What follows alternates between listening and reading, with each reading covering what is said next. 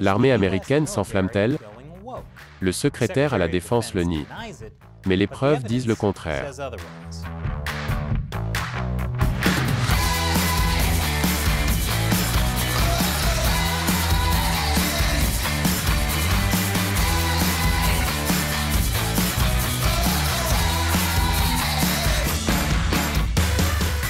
Bienvenue à l'émission Amérique dévoilée, je suis Chris Chappell. N'oubliez pas de vous abonner et d'appuyer sur la cloche de notification pour être les premiers à voir les nouveaux épisodes chaque semaine. Le 1er avril, nous avons publié un épisode intitulé « L'armée américaine devient-elle woke contre l'extrémisme ?» Dans cet épisode, nous avons vu un nouveau récit émerger. Après la manifestation « Empêcher le vol » du 6 janvier à Washington DC. Certaines personnes se sont inquiétées d'une menace croissante de terrorisme suprémaciste blanc aux États-Unis. Cela n'a pas beaucoup de sens si l'on ne comprend pas que, pour certaines personnes, ce qui s'est passé le 6 janvier était essentiellement lié à la suprématie blanche. Il ne s'agissait certainement pas de préoccupations spécifiques sur la fraude électorale, ou de personnes disant que Trump aurait dû gagner l'élection. Non, les manifestants étaient tous des suprématistes blancs. Au milieu de cette peur de la suprématie blanche, on a découvert que certaines des personnes arrêtées le 6 janvier étaient des vétérans. En janvier, NPR a déclaré que près d'une personne sur 5 parmi les personnes arrêtées était un ancien combattant. Bien que des données plus récentes montrent qu'il s'agit en fait de moins de 1 sur 7. Près d'un mois plus tard, le 5 février, le secrétaire à la Défense a publié un mémorandum dans lequel il demandait à toutes les branches de l'armée américaine d'organiser une journée d'arrêt pour lutter contre l'extrémisme dans l'armée. Dans ce document, il est dit « Nous ne tolérerons pas les actions qui vont à l'encontre des principes fondamentaux du serment que nous partageons, y compris les actions associées à des idéologies extrémistes ou dissidentes. » La façon dont l'armée définit le terme « idéologie dissidente » n'est pas claire. Cette instruction du ministère de la Défense stipule que « le personnel militaire ne doit pas défendre activement des idéologies ou des causes suprématistes ou extrémistes, y compris celles qui avancent, encouragent ou préconisent une discrimination illégale fondée sur la race, les croyances, la couleur, le sexe, la religion, l'ethnicité ou l'origine nationale. » Et puisque certaines des personnes qui ont pénétré dans le Capitole le 6 janvier étaient des vétérans, cela pourrait indiquer que l'ensemble de l'armée américaine a un problème avec l'extrémisme suprémaciste blanc dans les rangs. La réponse? Donner à tous les militaires un cours sur l'extrémisme dans l'armée. Oui, ça va tout résoudre. C'est le récit, mais le fait est que l'histoire ne s'arrête pas là. Parce que ce récit sur les extrémistes suprématistes blancs dans l'armée et le rôle qu'ils ont joué le 6 janvier peut faire partie d'un changement plus large dans la culture militaire, au moins parmi les hauts gradés. Je vous donnerai quelques exemples après la pause. Bienvenue à nouveau. L'armée américaine a donc mis en place des politiques pour faire face à l'extrémisme dans l'armée depuis au moins 2009. Ce n'est pas nouveau. Mais l'idée que le rassemblement « Empêcher le vol » du 6 janvier était en fait un rassemblement de suprémacistes blancs a conduit l'armée américaine à sévir contre l'extrémisme dans les rangs. La première étape a consisté en un rassemblement de tout le service pour discuter de l'extrémisme dans l'armée. Il a notamment été demandé au personnel militaire de dénoncer les opinions extrémistes de leurs camarades. La deuxième étape? Montrer à tout la bonne façon de penser pour qu'ils puissent identifier les idées fausses, extrémistes. Avec des livres sur la race. Fin février, des membres républicains du Congrès ont critiqué la liste de livres de la Marine de 2021 pour avoir inclus des livres « woke », comme « Comment devenir antiraciste » d'Ibram X. Kendi. La liste de livres est une vieille tradition navale, et c'est une lecture volontaire. Mais selon Brent Sadler, un ancien officier de la marine, la liste de livres est censée inclure des lectures sur l'histoire et la doctrine navale, et non sur la politique identitaire. En réponse à la publication de la liste de livres, 3 membres du Congrès américain ont écrit des lettres au chef des opérations navales, l'amiral Michael Gilday, lui demandant de retirer 3 livres, dont celui de Kendi. L'amiral Gilday a répondu. Il a dit qu'il soutenait le livre de Kendi. Il a également déclaré que certains des livres figurant sur la liste étaient des recommandations de Task Force One Navy, à laquelle il a demandé cet été d'identifier et de supprimer les barrières raciales, d'améliorer les efforts d'inclusion, de créer de nouvelles opportunités de développement professionnel et d'éliminer les obstacles à l'entrée dans la marine. Et l'amiral Gilday a effectivement déclaré qu'il avait inclus le livre de Kendi dans l'espoir que le personnel de la marine apprenne à réaliser une autoréflexion sur la compréhension des obstacles à une véritable inclusion. Les nuances profondes du racisme et des inégalités raciales de Kendi. L'amiral Gilday ne prétend donc pas être woke. Il dit simplement que le message contenu dans le livre « Comment devenir antiraciste » est important pour tout le monde. Mais après avoir sermonné le personnel militaire sur l'extrémisme dans les rangs et recommandé des lectures antiracistes, l'étape suivante peut inclure l'élimination des personnes ayant des idéologies dissidentes. J'aborderai cet exemple après la pause. Nous sommes de retour. La mise au repos ordonnée pour tout le personnel militaire en février a impliqué une journée entière de conférences sur l'extrémisme dans l'armée. Pendant ce temps, le chef des opérations navales a publié une liste de livres incluant des ouvrages antiracistes. Ensemble, le message semble être que toute personne qui n'est pas d'accord avec des gens comme Ibram X. Kendi pourrait être un extrémiste. Alors, que faites-vous des personnes qui ne sont pas d'accord? Eh bien, vous les renvoyez, bien sûr. Le 10 mai, le lieutenant-colonel Matthew Lohmeyer de l'armée de l'air a publié un livre intitulé Révolution irrésistible. Les buts marxistes de conquête et démantèlement de l'armée américaine. Dans ce livre, il aborde l'idéologie marxiste, l'histoire de la théorie critique de la race, la manière dont l'industrie de la diversité, de l'équité et de l'inclusion est ancrée dans la théorie critique de la race, et la manière dont les idéologies marxistes sont intégrées dans les forces armées américaines. 2 jours avant la publication de son livre, il a participé au podcast « Opération Information » pour en parler. Dans le podcast, Lohmeyer a exprimé ses préoccupations concernant la politisation de l'armée. Lorsque les hauts dirigeants commencent à politiser l'institution elle-même. Ce n'est pas ce que le peuple américain attend, et ce n'est pas notre obligation, et les jeunes membres du service arrivent. Et ils sont confrontés à ce que j'appellerais un environnement de travail hyper politisé où les initiatives de diversité et d'inclusion sont constamment poussées. Nous avons lu un livre intitulé « Alors vous voulez parler de race » de Ijeoma Oluo, qui contient des suggestions sur la façon dont le lecteur devrait faire des dons, sur les politiciens qu'il devrait soutenir, sur les initiatives de justice sociale qu'il devrait soutenir. Et les États-Unis sont qualifiés de nation suprématiste blanche tout au long du livre. Je suppose que les forces aériennes américaines proposent aussi des lectures antiracistes tout comme la marine. Il a également exprimé des inquiétudes quant à un traitement différent basé sur la politique partisane.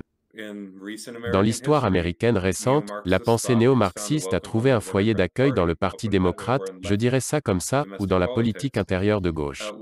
Ce qui se passe actuellement dans l'armée américaine, c'est que si vous êtes conservateur, vous êtes mis dans un groupe de personnes qualifiées d'extrémistes, si vous êtes prêt à exprimer vos opinions.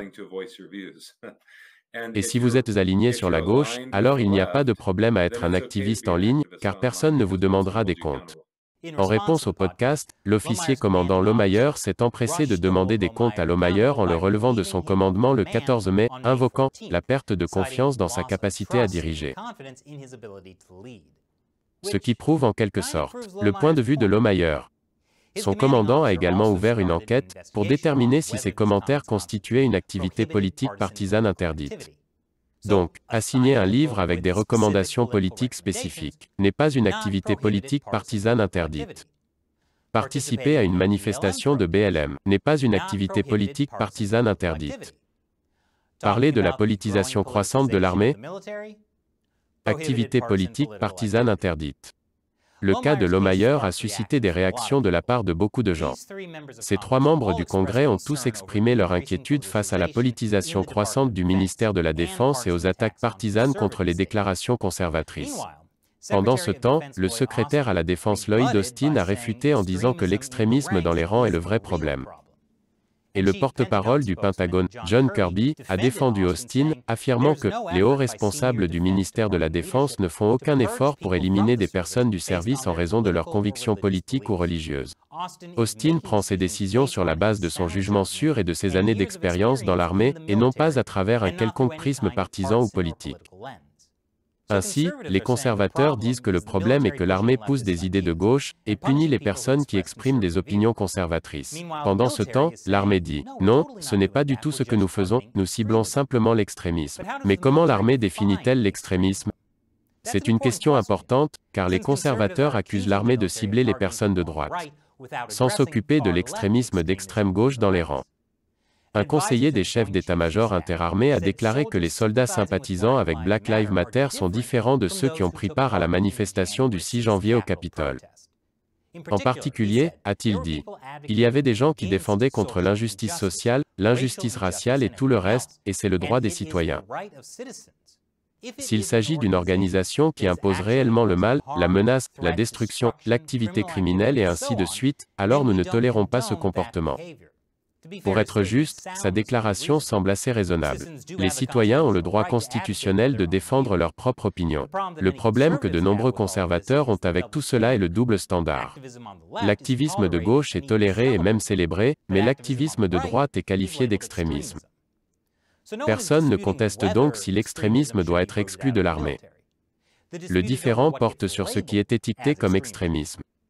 Le 29 mai, le représentant Dan Crenshaw et le sénateur Tom Cotton ont décidé de mettre en place un formulaire de dénonciation en ligne réservé aux membres du service actif pour signaler les efforts de « woke » dans l'armée. Et les rapports ont commencé à affluer. D'un marine qui a déclaré qu'une session de formation sur l'histoire militaire a été remplacée par une formation sur le privilège blanc et le racisme systémique. À un membre du service qui a déclaré qu'une unité était tenue de lire Fragilité blanche de Robin DiAngelo. À un aviateur qui a dit qu'une unité a été forcée de participer à une « marche des privilèges », où les membres de l'escadre ont reçu l'ordre de se séparer par race et par sexe afin de stratifier les gens en fonction de leurs privilèges perçus.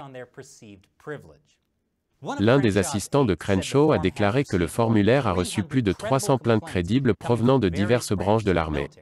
Il en a parlé sur Fox et Friends. Il y a des choses comme les marches du privilège blanc, faites 2 pas en avant si vous êtes blanc, 1 pas en arrière si vous êtes noir. Dites-moi comment cela est inclusif. Dites-moi comment cela ne crée pas de division au sein de notre armée. Crenshaw n'est pas le seul à poser ces questions. Lors d'une audience budgétaire de la Commission des services armés le 23 juin, un représentant a posé une question sur le licenciement de Matt Lohmeier pour ses opinions sur le marxisme dans l'armée. Voici comment le secrétaire à la Défense Lloyd Austin a répondu. Nous n'enseignons pas la théorie de la race critique. Nous n'embrassons pas la théorie critique des races. Et je pense que c'est une conversation fallacieuse. Nous nous concentrons sur les comportements extrémistes. Et non sur les idéologies, les pensées ou les orientations politiques des gens. C'est sur les comportements que nous nous concentrons. Mais Lohmeier a-t-il été licencié pour son comportement, ou pour les choses qu'il a dites? Plus tard, le représentant Mike Valtz a interrogé Austin à propos d'une lettre qu'il avait reçue du superintendant de West Point l'informant que la théorie de la race critique était enseignée à West Point. Cette lettre mentionnait un cours, du matériel pédagogique et un séminaire sur la compréhension de la blancheur et de la rage blanche, enseigné par une femme qui a écrit un livre intitulé Rage blanche et qui assimile le Parti républicain à la suprématie blanche. Austin n'a pas eu grand-chose à dire à ce sujet. Mais le général Mark Milley, le président des chefs d'état-major interarmés, l'a fait. Il est évident que je devrais être beaucoup plus intelligent sur la théorie, quelle qu'elle soit. Mais je pense qu'il est important pour ceux d'entre nous qui portent l'uniforme d'avoir l'esprit ouvert et de lire beaucoup. L'Académie militaire des États-Unis est une université et il est important que nous nous entraînions et que nous comprenions. Et je veux comprendre la rage blanche, je suis blanc et je veux la comprendre. Alors, qu'est-ce qui a poussé des milliers de personnes à prendre d'assaut ce bâtiment et à essayer de renverser la Constitution des États-Unis d'Amérique? Qu'est-ce qui a provoqué ça? Je veux le découvrir. Et, personnellement, je trouve offensant que nous accusions l'armée américaine, nos officiers généraux, nos officiers et sous-officiers d'être « woke » ou autre chose parce que nous étudions certaines théories qui existent. Et l'Internet a explosé de questions. L'armée enseigne-t-elle la théorie critique de la race ou non? Si oui, l'enseignement de la théorie critique de la race dans l'armée est-il une bonne ou une mauvaise chose? Améliore-t-il l'efficacité du combat ou accélère-t-il l'accomplissement de la mission? Et le général Milley vient-il d'attribuer l'émeute du 6 janvier à la « rage blanche » ? Austin semble dire une chose, et Milley semble en dire une autre. Pendant ce temps, les membres du service actif comme Lohmeier et les 300 dénonciateurs disent encore autre chose. L'armée américaine essaie d'être plus inclusive. Comme vous pouvez le voir dans cette récente publicité de recrutement de l'armée. Tout commence en Californie, avec une petite fille élevée par 2 mamans, qui ont aussi manifesté pour l'égalité. J'aime à penser que je défends la liberté depuis mon plus jeune âge. Je suis le caporal de l'armée américaine Emma Malonewar. Et j'ai répondu à ma vocation. Mais certains s'inquiètent du fait que le commandement militaire utilise le langage de l'inclusivité pour exclure les points de vue conservateurs en les qualifiant de suprématie blanche. Avec tout cela, une seule chose est claire. La controverse sur l'armée américaine qui devient « woke » n'est pas terminée. Alors qu'en pensez-vous? Faites-le nous savoir dans les commentaires ci-dessous. Et n'oubliez pas que Amérique dévoilée est principalement soutenue par des téléspectateurs comme vous. Rendez-vous sur patreon.com/americauncovered pour découvrir comment vous pouvez nous soutenir avec seulement $1 par épisode. Une fois encore, je suis Chris Chappell. Merci d'avoir regardé Amérique dévoilée.